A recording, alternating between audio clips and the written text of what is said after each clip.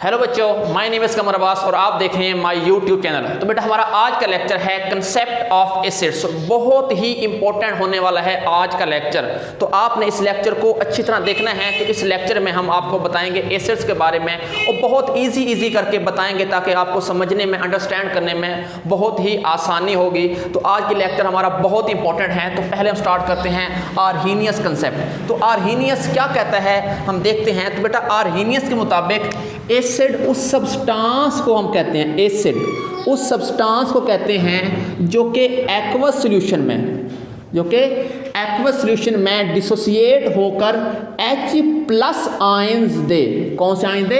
H+ ions, जिनको हम proton भी कहते हैं। वो सब्सटेंस जो एक्वस सॉल्यूशन में डिसोसिएट होकर H+ आयंस देती है उसको हम नाम देते हैं एसिड का। इस तरह अगर हम बात करते हैं बेसिस की, यानी बेस उस कंपाउंड को कहते हैं, उस सब्सटेंस को कहते हैं जो कि एक्वस सॉल्यूशन में डिसोसिएट होकर OH आयंस दे, यानी हाइड्रोक्सिल आयन देती है। उस सब्सटेंस को हम नाम देते हैं किसका? बेस का। यानी वो सब्सटेंस जो कि एक्वस सॉल्यूशन में हाइड्रोजन आयन देती है, या हम कह सकते हैं हाइड्रोजन आयन जो है वो सॉल्यूशन के अंदर एग्जिस्ट नहीं करता। ये जो हाइड्रोजन आयन है जिसको हम प्रोटॉन का नाम भी देते हैं, मतलब कैसे है, अगर मिसाल दूं आपको, तो ये हाइड्रोजन एटम है जिसके अंदर एक प्रोटॉन होता है और इसके अंदर एक इलेक्ट्रॉन होता है और इसके अंदर एक ही न्यूट्रॉन होता है। अगर इसमें से हम एक इलेक्ट्रॉन निकाल दें तो कुछ सिर्फ एक प्रोटॉन रह जाएगा और एक न्यूट्रॉन आ जाएगा। तो हम ये कह सकते हैं जो H+ आयन है इसको हम प्रोटॉन भी कहते हैं। ये प्रोटॉन है यानी पॉजिटिव चार्ज है। तो जो है ये सॉल्यूशन के अंदर इंडिपेंडेंटली एग्जिस्ट नहीं करता। ये फॉरेन के मसाला में बात करता हूँ, ये H+ आयन, तो ये हमारे पास है वाटर, और हम जानते हैं कि वाटर के मॉलिक्यूल में इसके साथ 2 लोन पेयर होते हैं। तो ये फॉरेन ही लोन पेयर के साथ अटैक करेगा यहाँ पर और बना देगा H3O यानी हाइड्रोनियम आयन। ये वाटर के अंदर एग्जिस्ट करता है। याद रखें वाटर के अंदर जो है मैक्सिमम केसेस में ये देखा गया एक्सपेरिमेंटली कि हाइड्रोनियम आयन ही एग्जिस्ट करता है, जो हाइड्रोजन आयन है वो सॉल्यूशन में एग्जिस्ट नहीं करता। तो इसको हम स्टार्ट करते हैं आगे जाकर। तो हम देख चुके हैं यहाँ, तो वो सब्सटेंस जो कि वाटर में, या वो सब्सटेंस जो कि एक्वस सॉल्यूशन में हाइड्रोजन आयन डोनेट करती है उसको हम नाम देंगे एसिड का या हाइड्रोनियम आयन। और वो सब्सटेंस जो कि एक्वस सॉल्यूशन में या एक्वस मीडियम में हाइड्रोक्सिल आयन देती है उसको हम नाम देते हैं बेस का। तो एग्जांपल लेते हैं चंद हम इधर, जैसा कि हमारे पास HCl। जब इस HCl को हम वाटर के अंदर डिसोसिएट करवाते हैं यानी H2O, तो उससे क्या बनेगा? उससे बनेगा ये कि HCl जो है ये अपना एक प्रोटॉन लूज कर देगा, यहाँ एक प्रोटॉन दे देगा इसको, यानी हाइड्रोजन आयन ये बना देगा H3O हाइड्रोनियम आयन, और यहाँ बन जाएगा क्लोराइड आयन। अगर सिंपली मैं इसको यूँ कहूँ कि ये हमारे पास HCl है, जब इसे हम वाटर के अंदर डिसोसिएट करेंगे, वाटर में H2O, तो ये क्या देगा? So it will produce H+ ions and chloride ion. क्योंकि ये वाटर के अंदर H+ आयंस दे रहा है तो हम कह सकते हैं कि HCl क्या है? एक एसिड है। इस तरह अगर मैं एग्जांपल देता हूँ HNO3, जब इसको वाटर के अंदर डिसोसिएट करते हैं तो ये भी H+ आयंस देता है, H+ आयंस, और साथ दे देगा NO3 नाइट्रेट आयन। क्योंकि ये वाटर के अंदर क्या दे रहा है? H+ आयंस दे रहा है, तो ये क्या हो गया? ये भी एक एसिड हो गया, यानी HNO3 क्या है? एसिड है। इस तरह अगर हम बात करते हैं HCN, तो HCN भी वाटर के अंदर क्या आता है? H+ आयंस देता है और Cn नेगेटिव आयन देता है। तो वो सब्सटेंसेस जो वाटर में या एक्वस सॉल्यूशन में H+ आयंस दें उनको हम नाम देते हैं आर्हीनियस एसिड का।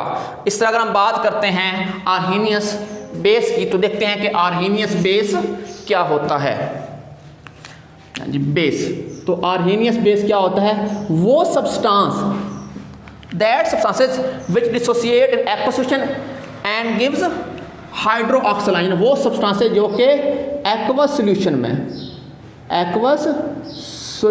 में OH आयंस दें। कौन से आयंस दें? OH आयंस दें, उनको हम नाम देते हैं बेसिस का। जैसे कि हमारे पास है NaOH, इन जितने भी मेटल के हाइड्रोक्साइड हैं, जब इसे वाटर के अंदर डिसोसिएट करवाएंगे तो ये क्या बनेगा, Na+ ions and OH ions. इस तरह हम कह सकते, क्योंकि ये वाटर के अंदर क्या दे रहा है, OH आयंस, तो हम कह सकते हैं कि NaOH क्या है, एक बेस है।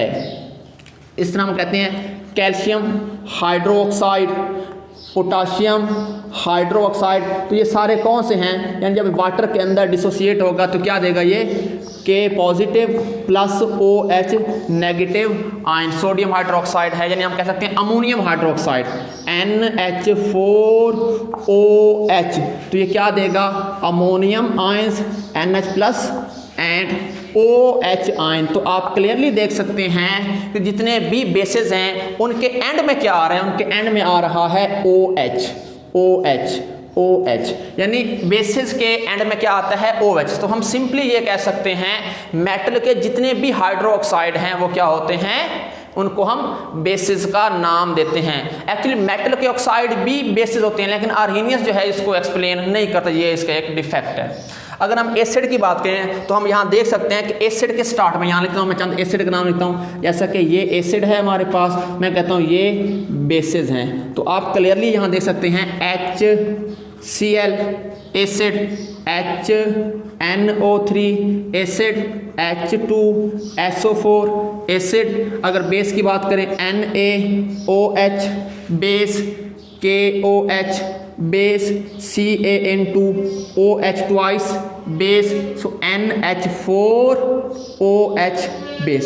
हम कहते हैं H3PO4, जिसको हम कहते हैं फास्फोरिक एसिड। तो यहाँ एक चीज़ देखेंगे तो एसिड के स्टार्ट में H आ रहा है, जबकि बेस के एंड में OH आ रहा है, बेस के एंड में OH आ रहा है। तो वो सब्सटेंस जिनके स्टार्ट में H आ रहा है यानी वो एसिड हो रही हैं, और जिनके एंड में OH आ रहा है वो बेसिस हो रही हैं। तो हम देख सकते हैं ये एसिड और बेस है, तो इसकी कुछ लिमिटेशंस भी हैं, यानी ये जो है एक लिमिटेड कंसेप्ट है। बहुत से कंपाउंड ऐसे हैं जो कि नेचुरली एसिड भी हैं, बेसिस भी हैं, लेकिन आर्हीनियस जो है ये इनको एक्सप्लेन नहीं करता। मसलन अगर मैं बात करूँ इसकी लिमिटेशन की, तो इसकी लिमिटेशन क्या है, so limitation of Arrhenius concept.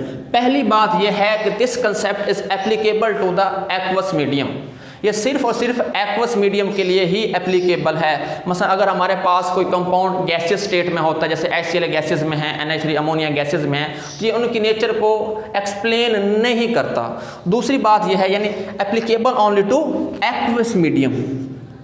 ये किस पे एप्लीकेबल है, एप्लीकेबल ओनली एक्वस मीडियम, यानी ये कंसेप्ट जो है वो एक्वस मीडियम के लिए ही एप्लीकेबल है, ये नॉन एक्वस मीडियम को एक्सप्लेन नहीं करता। दूसरी बात ये है, इस कंसेप्ट के मुताबिक सिर्फ एसिड और बेस वही कंपाउंड हैं जिन कंपाउंड में हाइड्रोजन आयंस होगा या फिर हाइड्रोक्सल आयन होगा। इनके मुताबिक इसके अलावा बाकी जितने भी कंपाउंड हैं उनको एसिड और बेसिस में क्लासीफाई नहीं करता। अगर मैं बात करता हूँ CO2, तो इसके अंदर ना तो हाइड्रोजन आयन है और ना ही हाइड्रोक्सल आयन है, तो इसके मुताबिक आर्हीनियस मुताबिक ना ये एसिड है और ना ही ये बेस है। इस तरह अगर हम बात करते हैं NH3, तो आर्हीनियस के मुताबिक ना ये एसिड है ना बेस है, क्योंकि इसके अंदर अगर देख भी लें, फ़र्ज़ कर लें कि H आ रहा है तो एसिड है, लेकिन ये बेसिकली क्या है, एक बेस है, लेकिन आर्हीनियस इसको एक्सप्लेन नहीं कर सकता। तो चलते हैं आगे नेक्स्ट टॉपिक की तरफ, जो कि इससे थोड़ा अच्छा है, बल्कि बहुत अच्छा है। उसको हम कहते हैं Bronsted concept. So Bronsted concept, Bronsted Lowry concept of acid and basis. So 1923 में 1923 में 2 साइंटिस्ट हैं, एक का नाम है ब्रोंस्टेड और दूसरे का नाम है लोरी। उन्होंने इंडिविजुअली एसिड और बेस को एक्सप्लेन किया, यानी अब जिसके अंदर डिफेक्ट्स है, अगर हम कह सकते हैं इसके अंदर जो लिमिटेशन है, रिस्ट्रिक्शन है, उनको मद्देनजर रखते हुए, यानी आर्हीनियस के मुताबिक वो कंपाउंड जो हाइड्रोजन आयन या हाइड्रोक्सल आयन पर कंसिस्ट होते हैं सिर्फ वही एसिड और बेस हैं, लेकिन इसके अंदर यानी वो कंसेप्ट नहीं है एक्वस मीडियम के लिए। एक्वस मीडियम को हम नज़रअंदाज करते हैं। यहाँ कैसे हैं, तो सिंपली अगर ये कंसेप्ट जो है बेस करता है ट्रांसफ़र ऑफ प्रोटॉन, किस पर करता है, this concept based upon the transfer of proton, ये सिर्फ प्रोटॉन की ट्रांसफ़र की बेस पर है। ट्रांसफ़र ऑफ प्रोटॉन, यहाँ प्रोटॉन का मतलब है H+ आयन, और हम जानते हैं कि यानी H+ आयन एक प्रोटॉन थे, क्योंकि हाइड्रोजन के अंदर एक इलेक्ट्रॉन होता है, एक प्रोटॉन और एक न्यूट्रॉन, उसमें से एक इलेक्ट्रॉन निकाल दें तो पीछे प्रोटॉन ही रह जाता है। तो अगर हम एसिड की बात करें तो एसिड क्या है? एसिड उस स्पीशीज़ का नाम है जो कि प्रोटॉन डोनेट कर सकती है। सो एसिड क्या है? Proton donor, proton donor simply, यानी प्रोटॉन क्या है? H+ आयन जिनका कहते हैं, ये आयन है, ये प्रोटॉन, यानी वो सब्सटेंस जो किसी दूसरी सब्सटेंस को प्रोटॉन दे सकती है उसको हम कहते हैं एसिड। जबकि बेस कौन सी है? बेस उस सब्सटेंस को कहते हैं जो कि प्रोटॉन एक्सेप्टर है। सिंपल सी बात, प्रोटॉन डोनर एसिड और प्रोटॉन एक्सेप्टर बेसिस। अब इसमें आप देख सकते हैं कि जो यानी एक्वस कंसेप्ट है, इसके अंदर हम नहीं बता रहे हैं कि एक्वा कंसेप्ट इसमें अप्लाई हो रहा है। तो अगर हम आर्हीनियस की बात करें तो आर्हीनियस क्या कहता था कि वो सब्सटेंसेस जो एक्वस सॉल्यूशन में हाइड्रोजन आयन देते हैं या हाइड्रोक्साइड आयन देते हैं, लेकिन इसके अंदर एक्वस कंसेप्ट नहीं है। यानी सिंपली डिफाइन किया गया है कि एसिड वो सब्सटेंस है जो प्रोटॉन दे सकती है, और बेस वो कंपाउंड है या वो सब्सटेंस है या वो स्पीशीज़ है जो कि प्रोटॉन एक्सेप्ट कर सकती है। सो प्रोटॉन डोनर एसिड और प्रोटॉन एक्सेप्टर बेसिस। तो लेते हैं इसके कुछ एग्जाम्पल। पहले अगर हम बात करते हैं HCl की, और यही कहते हैं H2O के साथ इसका करवाते हैं रिएक्शन। अब होगा क्या? HCl जो है इसकी टेंडेंसी प्रोटॉन लूज ज़्यादा है, तो ये प्रोटॉन लूज कर देगा और बना देगा H3O+, और यहाँ क्या हो जाएगा? ये बन जाएगा OH-। तो अकॉर्डिंग टू ब्रोंस्टेड कंसेप्ट वो सब्सटेंस जो प्रोटॉन देती है, तो जो HCl है इसने एक प्रोटॉन, बल्कि यहाँ नहीं H2O, यहाँ Cl बनेगा, Cl-। जो HCl है इसने क्या किया है? ये इसने प्रोटॉन डोनेट किया है, प्रोटॉन डोनेट किया है। तो प्रोटॉन डोनेट करके कन्वर्ट हो गया Cl- में। तो वो सब्सटेंस जो प्रोटॉन दे सकती है यानी प्रोटॉन डोनर है, तो HCl क्या हो गया इसमें? एसिड। क्यों? क्योंकि इसने प्रोटॉन डोनेट किया है, और जो H2O है इसने प्रोटॉन एक्सेप्ट किया है। तो अगर इसने प्रोटॉन एक्सेप्ट करके ये क्या हुआ? H2O से कन्वर्ट हो गया H3O आयन के अंदर, यानी हाइड्रोनियम आयन के अंदर। तो ये क्या बन गया? ये बन गया है हमारे पास यहाँ बेस, यानी वो सब्सटेंस जो प्रोटॉन दे सकती है एसिड। क्योंकि HCl प्रोटॉन दे रहा है तो HCl क्या है? एक एसिड है, और जो H2O है वो प्रोटॉन यहाँ एक्सेप्ट कर रहा है, तो जो H2O है वो क्या है? एक बेस है। तो एक और एग्जांपल लेते हैं, जैसा कि हमारे पास है H2O + NH3 रिएक्शन होगा।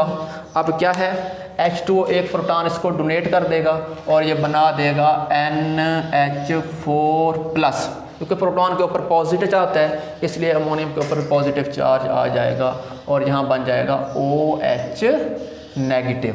तो हम यहाँ क्लियर देख सकते हैं जो H2O है वो एक प्रोटॉन डोनेट करके कन्वर्ट हो गया किसके अंदर? OH आयंस के अंदर। तो यहाँ इसने क्या किया है? यहाँ प्रोटॉन जो है यहाँ इसने क्या कर दिया है? डोनेट कर दिया है। तो H2O यहाँ क्या होगा? यहाँ होगा एसिड, और जो NH3 अमोनिया है इसने एक प्रोटॉन क्या किया है? यहाँ प्रोटॉन क्या कर लिया है? एक्सेप्ट कर लिया है। तो ये क्या हो गया? यहाँ हो गया बेस। अब आप क्लियर देख सकते हैं आर्हीनियस के मुताबिक अगर हम बात करें तो NH3 क्या था? वहाँ ना एसिड था ना बेस था। अगर हम फर्ज के मान भी लें कि इसके अंदर H है यानी हाइड्रोजन है तो हम इसको एसिड कह सकते हैं, लेकिन इसको एक्सप्लेन अच्छी तरह कौन कर रहा है? Bronsted concept. ब्रोंस्टेड कंसेप्ट हमें ये बता रहा है कि NH3 क्योंकि इसके पास एक लोन पेयर है, तो ये लोन पेयर की वजह से ये क्या कर सकता है? एक प्रोटॉन को एक्सेप्ट कर सकता है। इसलिए वो सब्सटेंस जो कि प्रोटॉन एक्सेप्ट करती हैं तो उनको हम नाम देते हैं बेसिस का। किसका नाम देते हैं? उसको हम बेसिस का नाम देते हैं। तो एक और अगर आप मैं यहाँ लिखूँ, एक चीज़ आप गौर करें, H2O + H2O H2O से रिएक्ट करेगा और क्या बना देगा, यहाँ ये एक प्रोटॉन लूज करेगा, इसको दे देगा प्रोटॉन, और ये बना देगा H3O प्लस और प्लस OH आयन। तो H2 जो है वो प्रोटॉन दे रहा है दूसरे H2O को, तो ये क्या हो गया यहाँ एसिड और यहाँ ये क्या हो गया बेस, यानी H2O जो है वो एसिड भी है और बेस भी है। तो लिहाजा वो कंपाउंड जिनके अंदर ये दोनों खसूसियत प्रॉपर्टीज़ मौजूद होती हैं वो प्रोटॉन एक्सेप्ट भी कर सकते हैं और प्रोटॉन डोनेट भी कर सकते हैं। तो उन स्पीशीज़ को नाम देते हैं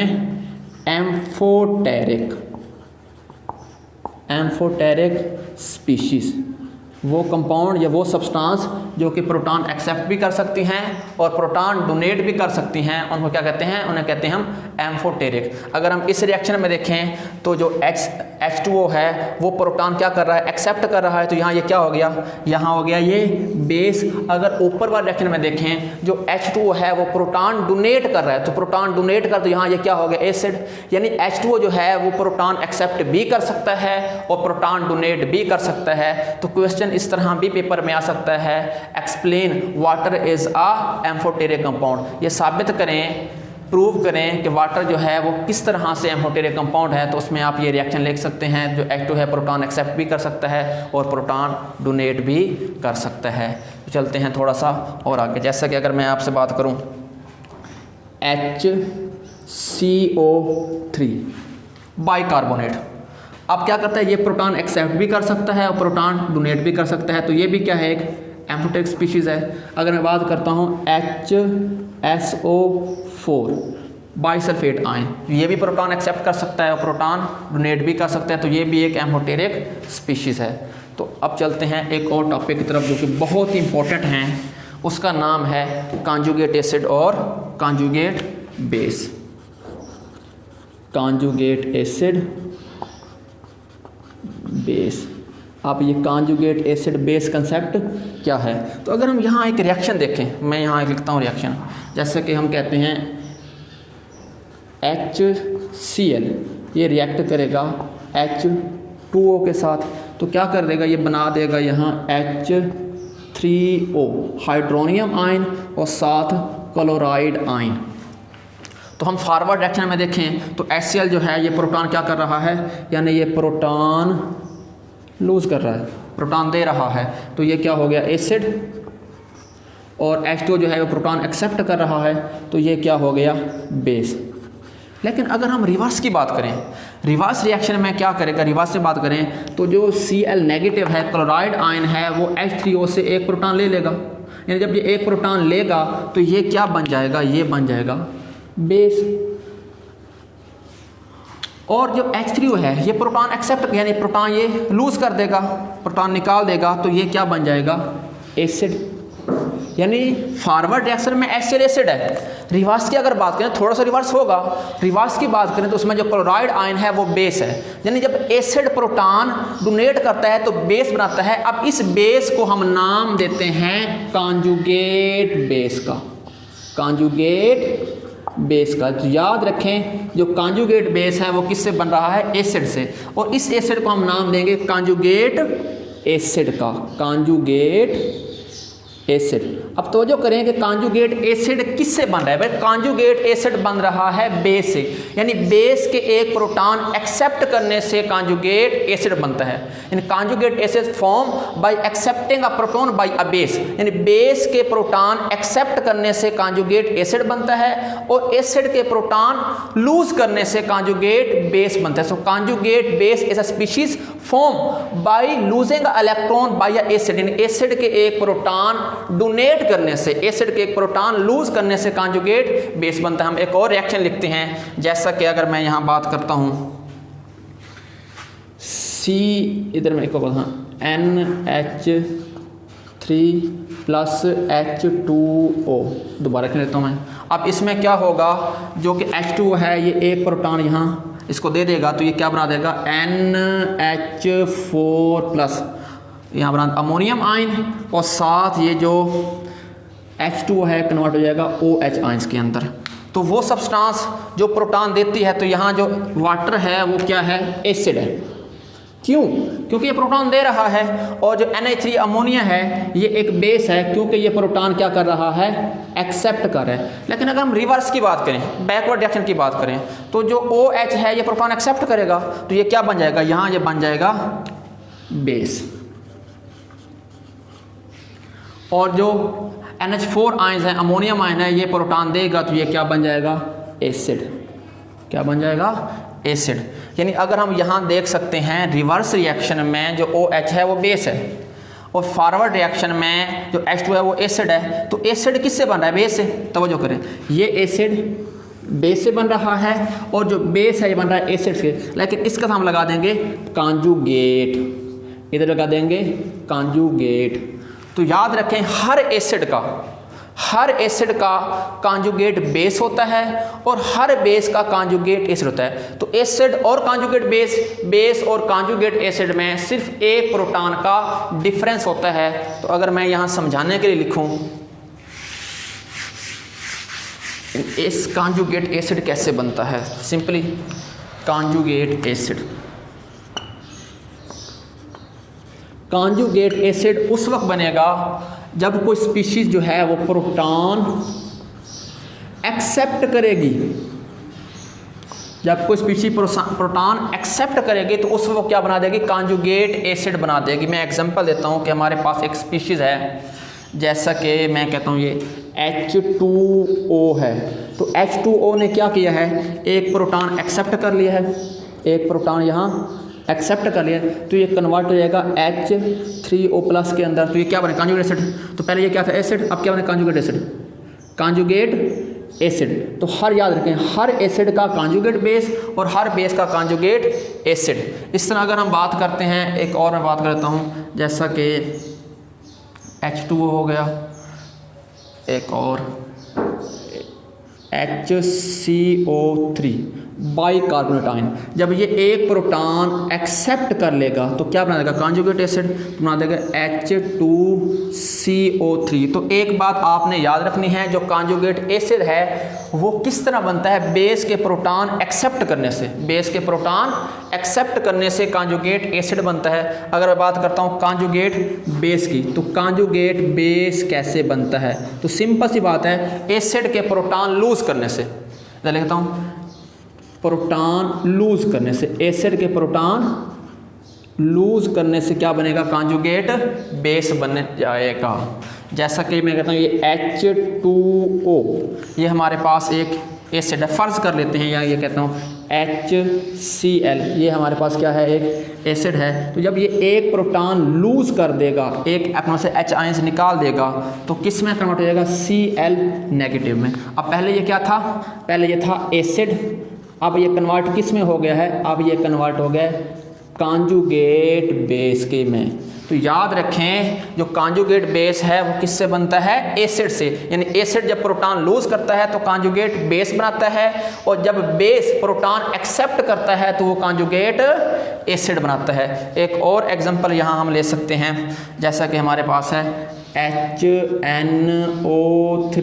तो जब ये एक प्रोटॉन क्या कर देगा, यहाँ से लूज कर देगा, तो किस में, नाइट्रेट आयन NO3 में कन्वर्ट हो जाएगा। तो ये क्या बन गया, ये बन गया है कॉन्जुगेट बेस। तो कॉन्जुगेट बेस किससे बनेगा, एसिड से। कॉन्जुगेट बेस एसिड से बनेगा, और कॉन्जुगेट एसिड जो है वो बेस बनेगा। So what is the basic difference between the acid and conjugate base और कॉन्जुगेट एसिड। तो एसिड और कॉन्जुगेट बेस में सिर्फ डिफरेंस होता है एक सिंपल प्रोटॉन का, एक प्रोटॉन का डिफरेंस होता है। तो जब भी कोई एसिड प्रोटॉन लूज करता है तो वो कॉन्जुगेट बेस बना देगा, जब कोई बेस प्रोटॉन एक्सेप्ट करेगा तो वो कॉन्जुगेट एसिड बना देगा। तो अगर उम्मीद है आपको ये लेक्चर पसंद आया होगा और समझ आ गई होगी। ओके बेटा, अल्लाह हाफिज़।